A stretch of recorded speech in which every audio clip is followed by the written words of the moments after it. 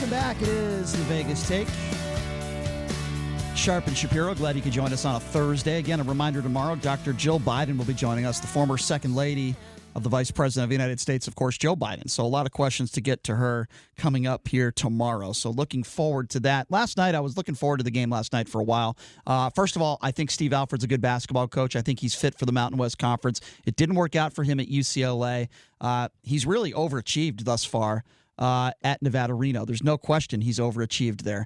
And he came into town, and Nevada's one of those teams where I think on paper, on a neutral floor, they're a better team than UNLV.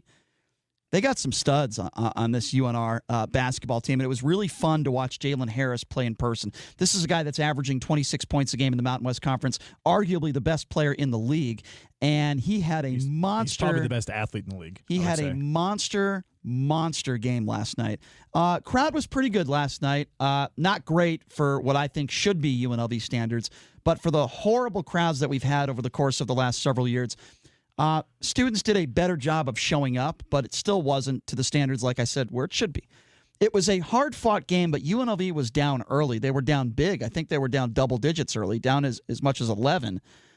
And that's mainly due to the fact that UNLV's defense wasn't up to par. It wasn't where it normally was at, especially their ball screen defense was not. The pressure wasn't there, and Nevada Reno was having their way for most of the first half. And then in the second half, UNLV, I thought they played better. I thought they played a little harder. But the bottom line is the best player on the floor showed up, particularly down the stretch. As I mentioned earlier, Jaylen Harris is a stud for Nevada Reno. In 45 minutes, he had 29 points. He had 14 rebounds. He had 5 assists. He was the best player on the floor. I said at the beginning of the year I thought Amari Hardy would be the heart and soul of this team, and I'm beginning to second-guess myself now. Hardy had a pretty good game. He played much better in the second half. And, Hardy has nothing to be embarrassed about, but when your best player scores 14 points and only has 2 assists and 2 rebounds in 32 minutes, you need more production out of Hardy. With that being said, Bryce Hamilton has been a real bright spot for this team. He played very well yesterday. He had 9 rebounds, 1 rebound short of a double-double, 23 points. And, Jonah Antonio doesn't play a lot of minutes. He hit some threes in the first half, and then he was terrible in the second half. So I look at this game, and it's pretty simple to me, right? It's very simple, actually. On paper, Nevada's a better team. They have better athletes. This is not a team. Here's why this was such an important game. This is not a team you want to play in the quarterfinals of the Mountain West Conference tournament. I could see a 4-5 matchup. I picked UNLV, by the way, to finish 5th in conference, and I think that's right where they're at right now. So there's a lot of, 1 or 2 games separating, 3rd place from 7th place. There's not a lot of separation there. Clearly the best team in the Mountain West Conference is San Diego State. I'm overstating that, but I said that 2 months ago. And they might be the best team in the entire country. I'm not going to go that far. I don't think they should be a favorite to win the national championship, but certainly they're a team that at minimum should make the Sweet 16 with the talent that they have. And we'll wait and see what happens there. But the point I'm trying to make is there's a lot of separation between San Diego State and, say, a Utah State or a Boise State or a Colorado State. Again, if you're UNLV, it's not a good matchup if you play Nevada. It's just not a good matchup for them.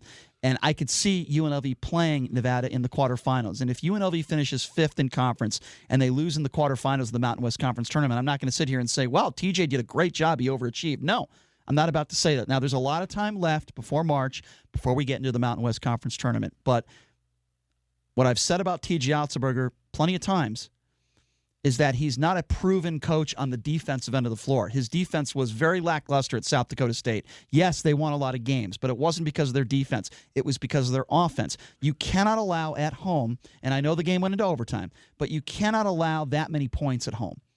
And UNLV is not doing a good job defending the home court. They're a below 500 team.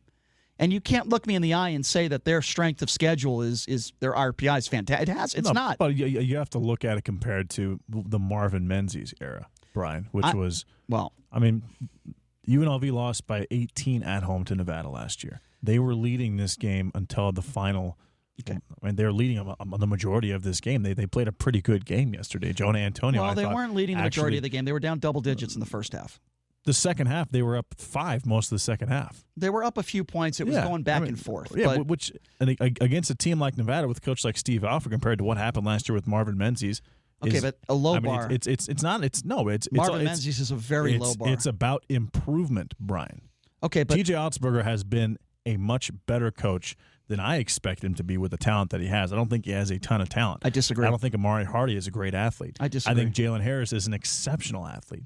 I disagree. I think they have enough talent to be to have just as good of a record as Nevada has. I disagree with you.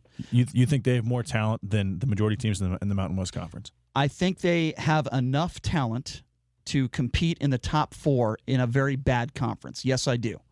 I'm not going to sit here and say if they finish 5th or 6th in the conference, TJ Otzelberger did a wonderful job. They're starting, it's a horrible conference. They're starting two walk-ons, basically. Marvin Coleman starts. Nick Blair gets a lot of minutes. He's a walk-on. Well, that's because Coleman's playing very well. Okay, but he's a walk-on. But he's playing very well. So he is playing well, but talent-wise, do they really have a lot of talent? I mean, yes. Mbaki Jong is an offensive liability. He's a very, very solid defensive player. If Bryce Hamilton hadn't improved the way he has, and Bryce Hamilton is probably one of the top 3 improved players in college basketball. He's one of the best players in the Mountain West Conference. He has an exceptional first step. I didn't know he was that quick, but he has an exceptional first step. His jumper off the dribble is outstanding. Well, I mean, he makes that jumper on a consistent basis. I think Amari Hardy isn't as talented as you give him credit for. I think he's okay defensively, but he's only 6'1". He's not very tall. He's not very long, and he can't. He made a couple of layups where he was falling through the lane yesterday, just falling over, and then they happened to go in. But those are kind of lucky situations. I think we're getting too in depth. I'm saying that I think TJ Otzelberger is doing a very, very good job of coaching, and I don't think he has as much talent as you think he has. Then why is it that they lose so many close games? Why is it that in the last? Because I watched the execution yesterday. Let me give you an example. Free throws, Brian. No, it's not just that. Free throws is why they lost the game yesterday. Okay, let me explain to you. I was at the game yesterday, and I watched the final possession, for example, of overtime. Okay, let's go through this for a second. UNLV has a timeout. There's about 20 seconds left to go. And clearly there was a miscommunication on what play was supposed to be run there. It was not run correctly. I'm confused why TJ doesn't call a timeout there. If you call a timeout there, you set things up so everybody's on the same page. I believe he made a mistake yesterday in not calling that timeout. It sounds like you're expecting perfection here. I'm saying he is a giant improvement from Marvin Menzies as a coach, and the fact that against Nevada, UNR. That's such a low bar. Marvin Menzies was horrible here. It doesn't make a difference, Brian. Yes, it does. No, it does not. It's a horrible bar that you're saying, well, he's a better coach than Marvin Menzies. The whole point of getting a new coach was to get people in the seats, to play closer games. Which they're not doing. To play an excited brand of – were people in the seats last night? Were people in the seats last night? People were in the seats when Marvin Menzies – hold on a second. You're not letting me finish. You interrupted me first, Brian. You can't just interrupt me and then say you're not letting me finish. No, I didn't. You asked me a question. I was making 3 or 4 points, and then you hijacked one of those points, and then Nevada, somehow thought that you were leading the conversation, and now I'm the one interrupting you. Is what happened there? Okay, well you're factually inaccurate when you talk about Nevada and UNLV. The crowds were great every year when Marvin Menzies is here, so that's academic. Okay, the games have been much closer. They're not getting blown out.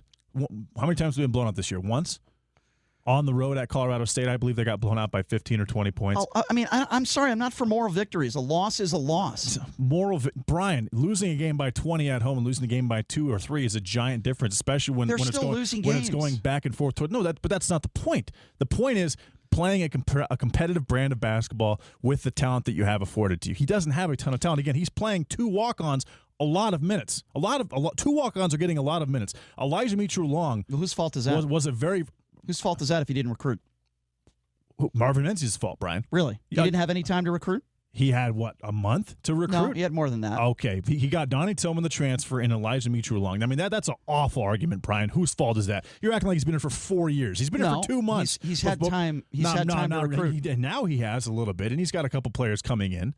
But you can't fault him for that. We got to take a break. But I will say I don't think anybody should be for moral victories. The bottom line is they're an under 500 team. They're 12-14. They're looking at 5th, 6th in conference right now. I certainly don't think that's overachieving. And I think that the team has played harder than under Marvin Menzies. Yes, I do think TJ Otzelberger is a better coach than Marvin Menzies, but that is a very low bar to meet. And we got to take a break. Are things trending up for UNLV? I will answer that question in a month from now. I can't answer that question right now. All right, we'll take a quick break. And when we come back, Mike Babcock, TMZ Sports, will be joining us next. You're listening to The Vegas Take.